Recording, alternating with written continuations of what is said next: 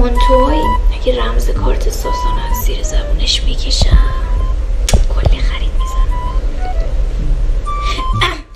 عشقم SMS اومده نوشته من برنده 1,000,000 تومان وجه نقد شدم. خب اطلاعات کارتتو بده، ازم خواسته اینجا وارد کنم. رمز کارتتم بده. نه بابا گول اینا رو نخوری یا اینا کلاهبردارن. اطلاعات کارتتو میگیرن کل حسابتو خالی میکنن. راست میگی یا برش کن. باشه ای بابا یکم جدول حل کنیم.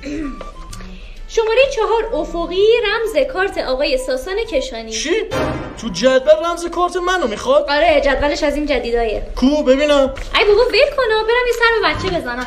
ما که اصلا بچه نداری. خب چایم ته گرفت. چای مگه ته میگیره؟ ساسان میدونستی اگه رمز کارتتو 3 بار اشتباه بزنی کارتت مسدود میشه؟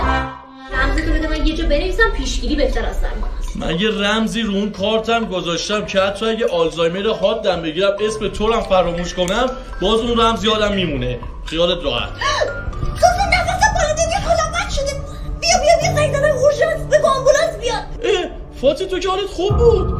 بگی الو اورژانس. سلام، شما با اورژانس تماس گرفتید. لطفاً رمز کارت خود را وارد کنید تا ما وارد شویم.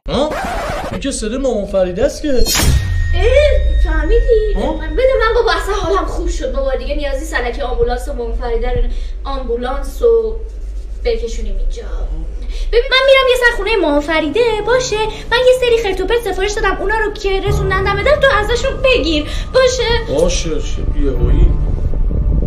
گوشی تو جا گذاشتی. فاتی رمزو گرفتی؟ الو آره 222. خوب بقیه‌ش هم بود. فضول. سوالک داداش نوکرم این خریداتون. فقط یه زحمتی بکشید این کارتتون رو به من بدید رمزشم بگید من دست و پا تو مغازه شما گذاشتم برم میشوشم میام. فقط زلی بپر بیار که من موتور بعد زای گذاشتم نوکرم. فاتی تویی؟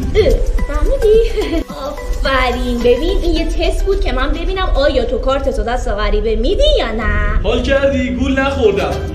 آفرین. فقط من این موتور رو بذارم تو پارکینگ میام. که موتور نداری. راست میگی. جدولی که داشت حل میشد خوب. ساسان بابا حوصله‌ام سر رفت. یه بازی کنیم. ببین از هم یه سوال میپرسیم 5 ثانیه وقت بدیم واسه جواب. اگه نتونیم جواب بدیم سوختیم. آخشون باشه. اول من 3 تا اسم بدون نقطه نام ببر. 2 تا علی، 1 دونه ساسان.